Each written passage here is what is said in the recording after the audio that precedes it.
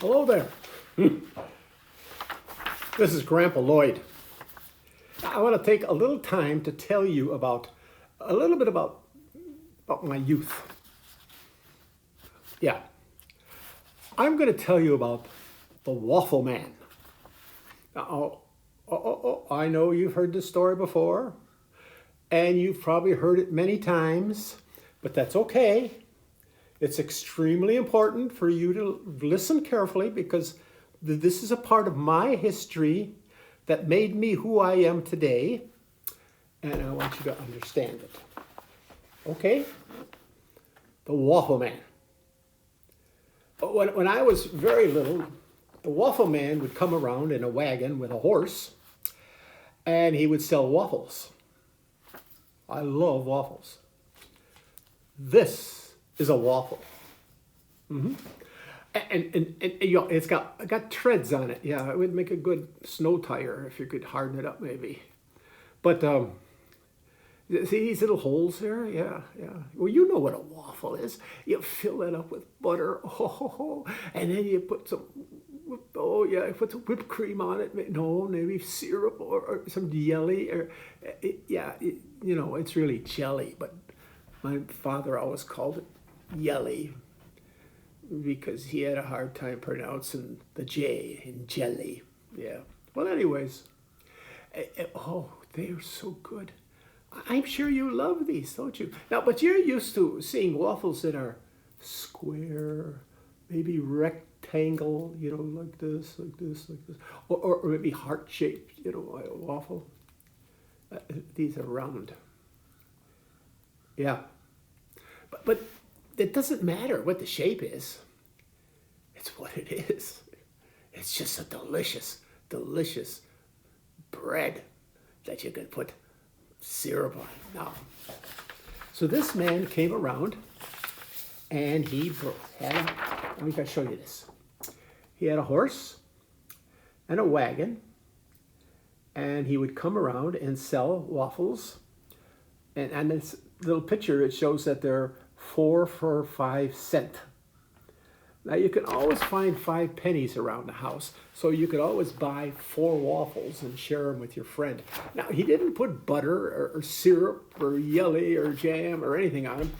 He sprinkled of powdered sugar. Oh, they were so good. What a snack. And he came around just like we have an ice cream truck come around today. Yeah. Now when I was about, getting ready to go to school at the age of 5 or so, you know, that's when I really became acquainted with the big city. He would come in a truck, like an ice cream truck. He had a little bell, ring-a-ling-a-ling-a-ling-a-ling, and us kids would run outside, but they were a little more expensive then. Yeah, prices keep going up, you know. And they were 5 pennies for 1. But I'll tell you a little story about this guy. If you didn't have any money, and you're there, a little tyke, 5 years old, and he knows that you don't have any money, and if you're with a buddy, he'll give you one that you can split with your friend. Yeah. He was that kind of a guy. He sold it for only 5 cents. Of course, if I'd have been a couple of years younger, he could have got 4 for 5 cents. But anyways, so what? But he was not the only guy who came to the house. Oh no, I have a list of them on here. Yeah, let me share it with you. The Iceman came, and he brought big blocks of ice. Ice that was cut out of the bay here in northern Wisconsin. They cut up big blocks of ice and they put it there in sawdust. Yeah, and because it would keep it frozen till through summer. Yeah, and this man would come he came in a very similar thing like this, like a horse and a cart to deliver ice. And those are the days we had an ice box. And you'd put ice in the ice box, and then you put your milk and everything underneath that, eggs, and that'd keep it cool. And your mother would have a sign that she would put in the window. It all works out. I don't have one like that, but a little sign that says, oh, on a 25-pound, 50-pound, 10-pound, and you put it in the window, and whatever was out around there, that's what he would deliver. First time my mother ever really got upset with me, but she didn't stay upset. Evidently, she says that I crawled around in the living room and took the sign out of the window and turned it over. So maybe she only wanted 10 pounds, and instead she got 20 pounds of ice. And the poor guy carried it all the way up. Won't fit in the ice box. Carry it down, cut it, bring it back up. But we would again when I was about ready for school, he was still coming, but then he was coming in a truck. Yeah, and he would deliver the ice. And if you went out to the street. There's another one. One guy would give you a waffle. You go out to this guy. He'd give you a big chunk of ice and you'd suck on it. Oh, it was so good.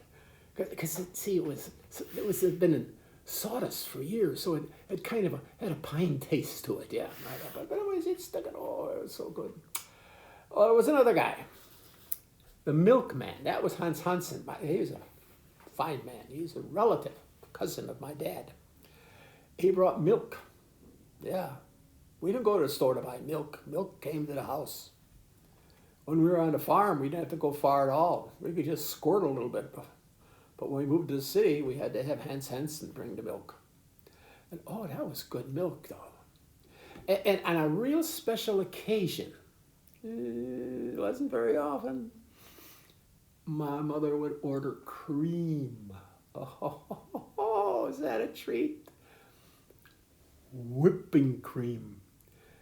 And we would, my mother would put a little bit of dab on her homemade pie, and oh, is that delicious? He never delivered ice cream, no. But the whipping cream was really good. Let's go on. Oh, here one. The guy who came down the alley.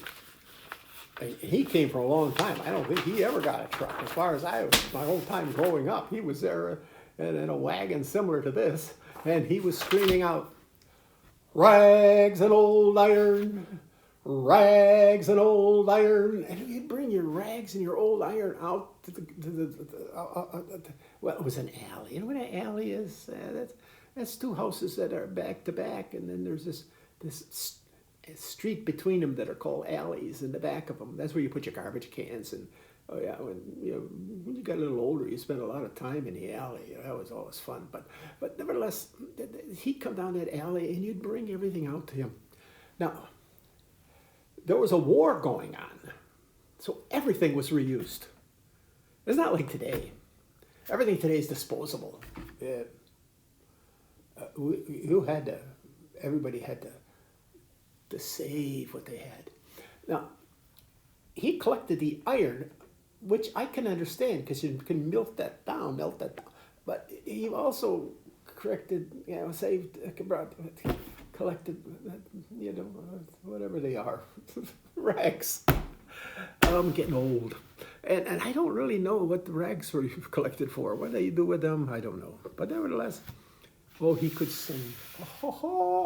I mean, you'd be sitting in your house, sitting listening to your crystal set, and all of a sudden you would hear him outside, "Rags and old iron, rags and old iron." Yeah. Then there was a knife sharpener, but he didn't sing.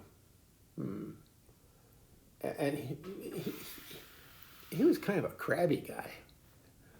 And you would bring out all your knives, and he would sharpen them. Some of them had bicycles, and they put the back wheel up on a little stand, and they'd sit on their bike, and they'd crank, and up where the handlebars at would be the little wheels, and it'd sharpen all the knives. Yeah. You didn't follow that guy around. No. He had big knives. Yeah. But anyways, the other last one that I'll mention is the pony ride pictures. You see, they had a fella come up down the street with a pony, and they had some little clothes and outfits, a cowboy hat and a vest, and little children were put on the back of the pony. Yeah, and they always look scared. Yeah, I don't know why they did that. You never had anybody sitting there going, they're all like this. But anyways, people would have their picture taken, and that's we put in the old family album, and you'll find them. You'll find them. Go through some of your grandma's old family albums. You're gonna find a pony man in there. But that's who came to the house. I'm sure there were others, but these are the ones that remind me of my youth. Why am I telling you this? Very simply. You see, these people had a job to do.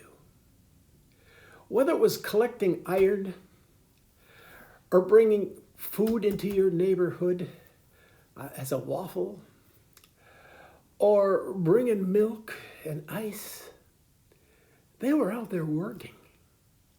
Oh, they didn't make much money, but they were on the job every day. And I call that, they had a work ethic.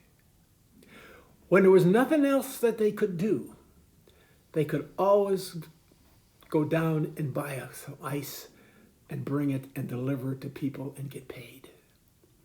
They could always go down to the main dairy and get some milk and go out in the neighborhood and sell milk. They could always collect iron and bring it down to the smelting, whatever they use for that, and get paid a little bit. It was hard times, but they had a work ethic. And our society is still built on that work ethic. That's why the dads and the moms make sure that they get to work and they do their job and they can bring home the paycheck. And even in difficult times, they will find some way, somehow, to bring in a little money so the family can eat and the family can be happy. It may not be always as much as we would like. No. Maybe enough to make a couple tire patches. But your mom and dad have that work ethic, and they are going to keep you safe, secure, and happy.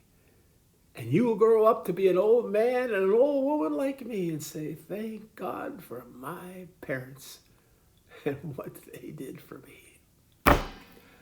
Goodbye for another time. I have other stories. I'll be back.